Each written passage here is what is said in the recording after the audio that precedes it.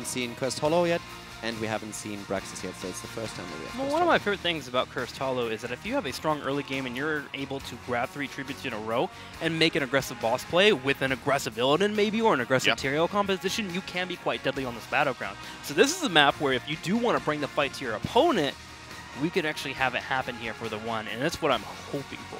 Yeah, I really think that this is a good home turf for a last resort coming from TheOne, but also what we can't forget is that Cursed Hollow has traditionally been a really good battleground for BlossoM to play in. I remember the series against Ballistics in the regular season where the only game they were kind of getting close to it was the one they played on Cursed Hollow with, guess what? A Zeratul Illidan comp. Hey. I'm game. We're down. Bring it. So one way or the other, we might actually get to see an Illidan. What they played so far hasn't worked out, wasn't even close, so I want them to just like mix things up. Play what you used to. Go down into your comfort zone. Exactly. Even if you feel it doesn't quite measure up against the meta on the Korean side or against the level of execution, I can understand that you head into this as the underdog. That's absolutely fine. But show what you're strong at. If you feel you can't overcome in any other way your opponent's strengths. Your new blood, bring your identity to the table. Make people remember you at a tournament. Let us look forward to you next time when we see your improvement. Because right now, I'm looking at their improvement as them trying to adjust into a mouthfeel composition, and they're not playing it right, and I'm disappointed. I want to see... Murky. Yes!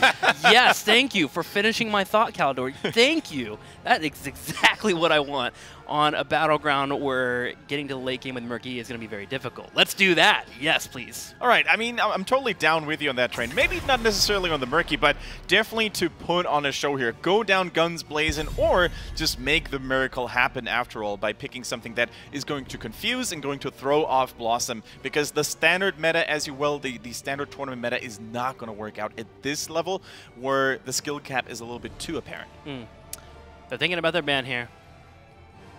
I think it has to be the Maiev if they want to go for the aggressive melee compositions. Maiev is very good into those. Yeah, you could have also said, I think it has to be Maiev if they want to win. Yes. I'm trying to paint things lightly here. I'm using a small paintbrush, not big strokes. Genji comes in here. Oh, like, Maiev has been okay in this tournament. Has done really well. I think every single time Maiev was taken by a Korean team, that team won.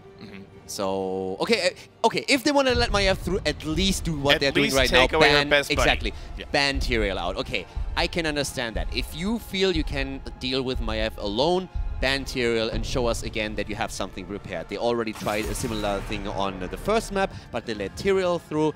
And it backfired. This time they chickened out in the last second and they're saying, you know what, maybe just play it safe here and ban Maiev. They probably had a team vote, and the main drafter was like, maybe we can get away with not banning Maiev, and the other 4 teammates were like, no. Ban Maiev. That's what happened there. That's my analysis on the situation. Genji first picked up for BlossoM, pretty true staying to what we've been seeing all tournament. Yeah, the Genji, of course, could always be a force to be reckoned with, especially if it's played by a player like Wiz, if he wants to hop on that Genji train. TheOne, of course, now have a couple of options. They could either try to steal away an Uther, try to steal away something that empowers Genji altogether, or pick something like the Anubrak that could maybe tame the Genji a little bit if he wants to go on that Dragon Blade. Yeah, I would absolutely be okay with that. I would also be okay with them just trying to cater to the map, pick that Tyrael, and make sure that you then either with Holy Ground, which has been very dominant here compared to the European meta, where we see Law and Order a lot more. You can also, I mean, in the later stages, even think about that Falstad, go full old school here. Not really usually a fan of picking Falstad into Genji, but still, anything that gives them a bit more control over the map and is more down their alley is something that I would absolutely get behind here. And that is a big problem for TheOne, actually. We didn't really get the chance to talk about that earlier, but Hehe, the main tank, one of his major problems is not necessarily that his name is hard to pronounce and makes for a funny section in the game, but also his hero pool is very limited. And on those in-meta tanks like ETC, like Anubrak, for example, he's not always performing as good as other tanks in the league. Well, luckily for them, with them having a strong ETC player, with them having Uther, at least you can set that ETC to do really, really well. Being able to drop down your own armor, but also the Divine Shield Moshpit combo can be a powerful pickup. So TheOne has set themselves up well for being able to draft into those strong heroes if they need to later on. And we keep saying it, but we want it to happen here. All right, the Greymane is up, though. that could be... Like, Meng actually, not only is he a formidable Genji player, but his Greymane is very lethal. We oftentimes call him the SCSC of China. He has a lot of games with it. I think like 20 games in total of the regular season and a very, very good win rate of 72%. So maybe that is the hero they can finally make work. It's hard to say. I'm still waiting for that extra touch of something special. The for pizzazz. Yeah. Third time Tyrael for BlossoM. They played him every single game in the series so far, with obviously quite a bit of success. Now we are threatening Tyrael Blaze again. That's the moment when TheOne has the opportunity to either ban Blaze out or simply say, okay, we're going to take Blaze for ourselves. It is a big map. We could see Abathar play here. We could see Dehaka. You could play with the Global, or you could try to get the Slugger into position. And we have seen Abathar already banned out earlier by BlossoM, so they might be a bit afraid of TheOne picking him up, especially since Greymane is already part of the composition. So I don't feel you yourself have to ban it out. But Blaze is something that I would like to see addressed in some kind of way, either as a pick or as a ban. I would have preferred the ban here for TheOne, because I don't think we've seen them move into Blaze yet in this tournament, which does worry me a little bit, leaving that open-ended if we saw the strength of it with the Tyrael, as you just mentioned. But they elect to move into the Zeratul ban, so my hope is that they pick it up. The Blaze? The Blaze. Right. As expected, Abathar banned out. They've done it on map 2, and with the comp that we see for TheOne already, it makes sense to do the exact same thing here in Cursed Hollow. So now the question is, Blaze going to be played by TheOne? Are they taking him away from Tyrael and put him off the offlane? And if not, who else could it be? I want them to not go into Malthael this time. I don't feel it had the impact that they were probably hoping for. So that leaves us with either them going a little bit YOLO, as the Chinese do, and go for that Illidan, then maybe on that last pick. And it seems like, is that becoming more likely with now the Anubarak that you mentioned? Yeah. With Yeah. Is that going to be the Illidan here now? That could definitely be the case here. I mean, Arthas is still in the mix, but if they wanted to pick the Arthas BlossoM, that is, they would basically send a warning over to TheOne. They could still adjust in the last second. And even so, Hugo was actually playing Illidan into the Arthas willingly, first picking it during the local season. So I don't think that's going to be a major obstacle for him to change his mind. It has to be Blaze, though, right? Yeah. For BlossoM here? And a support still. I guess you could pick Arthas if you wanted to as true. well. Just to be on the super safe side of things. Yeah. Yep. BlossoM thinking about it So right now. we are expecting, just to double check that, you would expect as a Chinese HGC caster, I definitely hope so. you would expect There's them no to, Hugo here up to this point.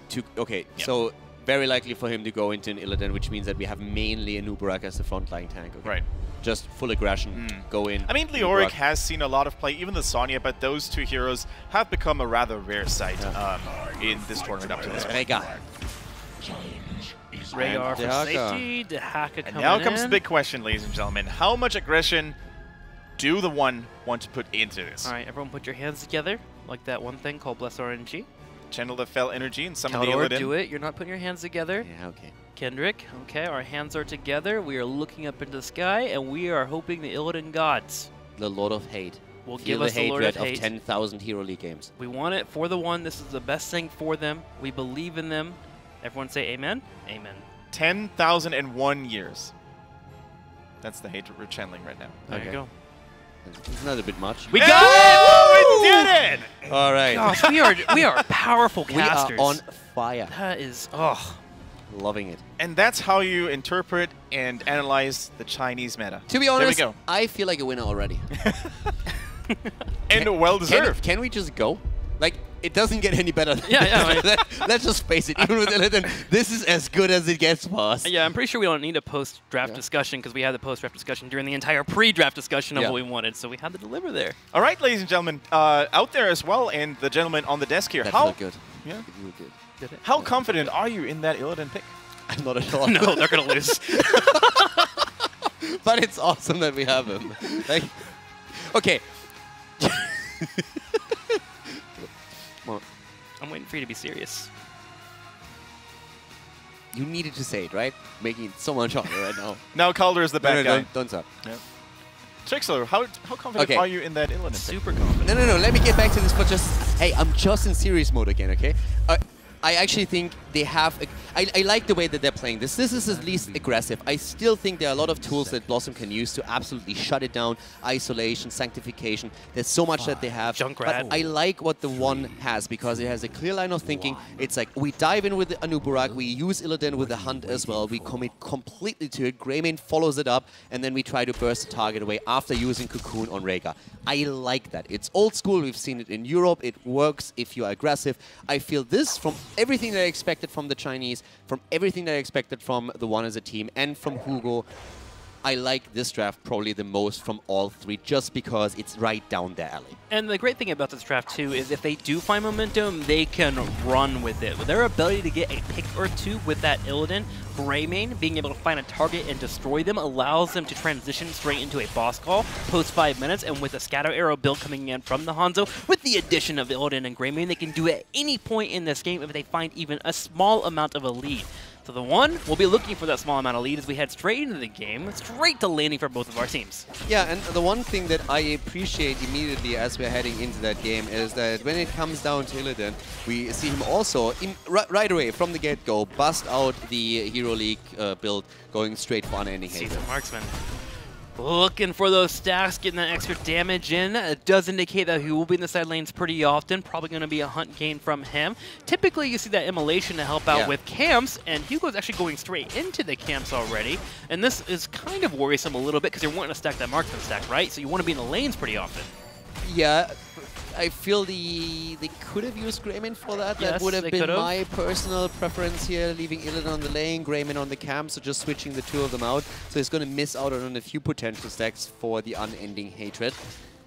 Maybe we're only going to get the 10,000, not the 10,001. He's going straight to the night camp too. Okay, well, I guess he'll stack those later on. A little patience from both of our teams here, trying to set up the night camps. Typically, you want to wait for your opponent to grab it first, and then you react. Green note, by the way, looks funny. It does look great. Yeah. It's a little... It's the little things in life that you have to cherish. It's the Hulk-colored tiger. The Hulk? The Hulk is green. Yeah, okay. Why don't you just say green? Because he looked fierce. That's true. Green and fierce. BlossoM is setting up a pretty aggressive fight into TheOne here. The night camp coming across, but TheOne will get the upper hand as they'll have their own night camp set up for defense. And they also have their Giants to grab on the bottom right. They have yet to grab, by the way. I like this timing a lot from TheOne. So now they are in a position where they have the advantage with their own camp. Of course, Junkrat is trying to mess that up immediately. But outside of that, that's definitely a decent start for them right into this. We're having also a bit of a Wolf Run focus from Rhaegar, going for his wolf form focus here. And now, with a very nice timing on the camp, we have Rhaegar capping the top. So they're going to get a lot of value out of the Siege Giant camp since the Tribute is spawning at the bot lane. Especially with the Haka there to help bolster up that push and be able to yeah. get some turrets. BlossoM also have a wonderful delay, both between Tyrael and Junkrat, and even Genji when they need to come in. And there's that delay already on display as Zato is trying to grab the Tribute, but with Gondor coming in there with the Eldruin, it's be kind of difficult to finish this off. TheOne gets interrupted here again. Good stun though. Nice follow-up. Here we go. It is party time, boys. First blood on the side of the Chinese team. TheOne taking the kill against Tyrael, and that should result into Tribute number 1 also being grabbed by them.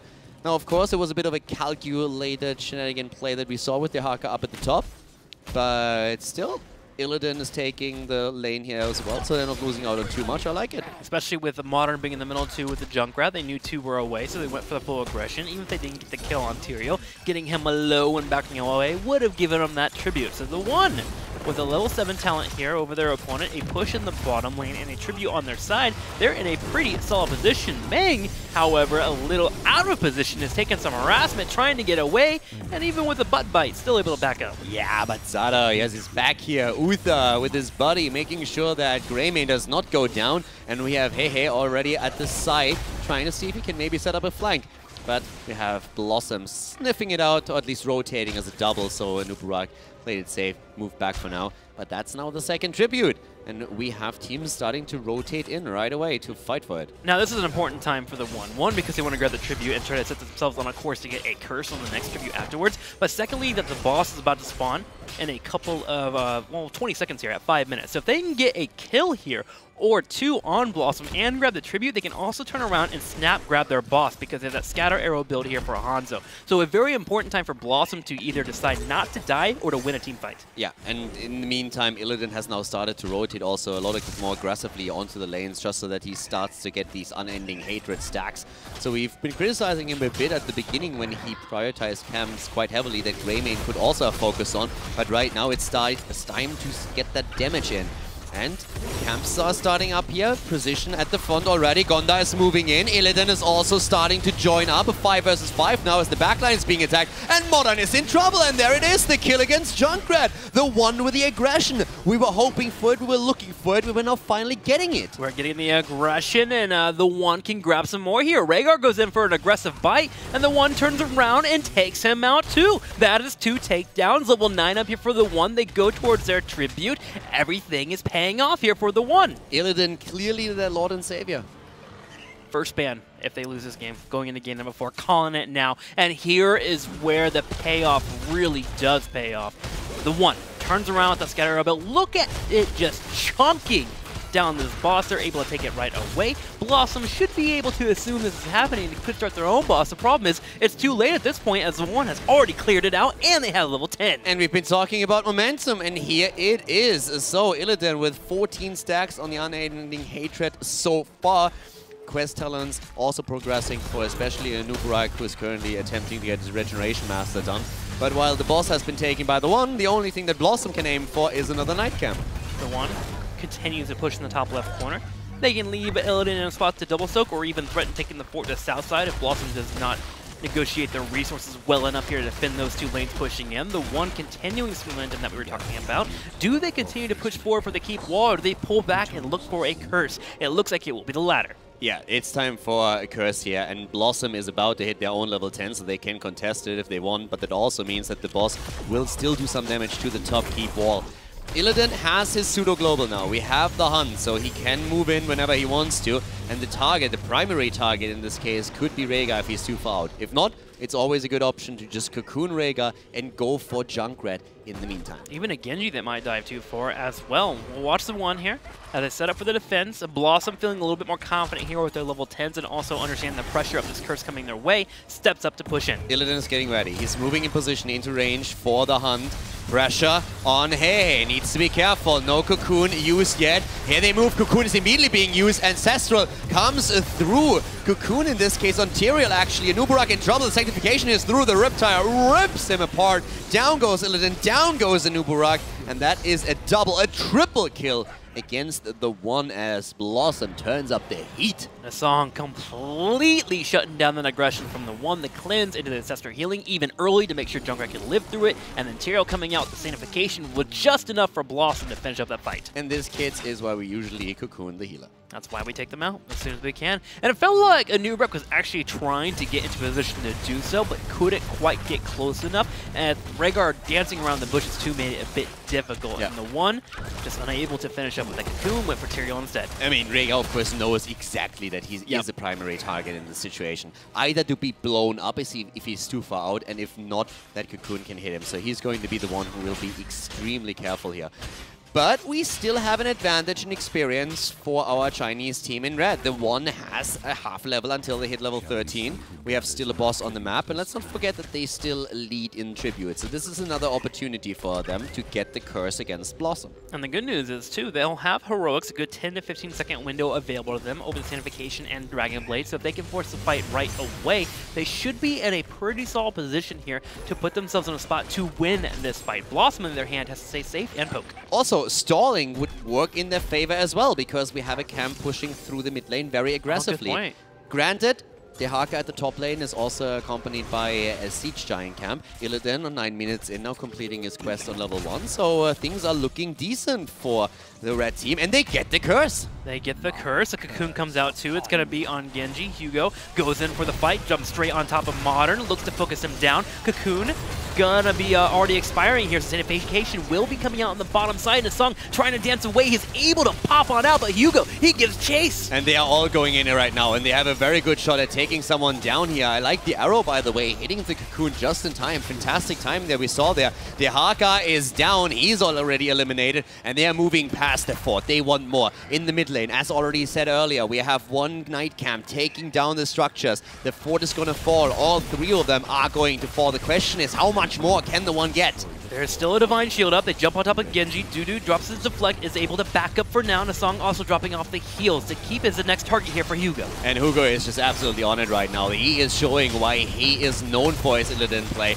They're going in, they are aggressive. 14 more seconds and they want to keep 10 minutes into the game, and they are in a position where they can definitely set themselves up. They're trying to go for the kill instead right now. The pressure onto the keep would be absolutely fantastic for them, but the counterplay already, this Dragon Blade comes out and Genji is looking for a kill, doesn't find it. But the keep has not fallen. Illidan still active in the mid lane, and BlossoM defense. Active is the correct word here. Trying to get that keep low on health, but has to dash out finally. BlossoM has defended. Their keeps still stand. One is bruised and low on health, but they have to keep focused on the one. They could peel back and grab the boss, so they immediately run over and check it. Yeah, now you could of course argue that the one should have focused on the keep instead of trying to look for that additional kill. They could have gotten it, but now BlossoM is making the boss play.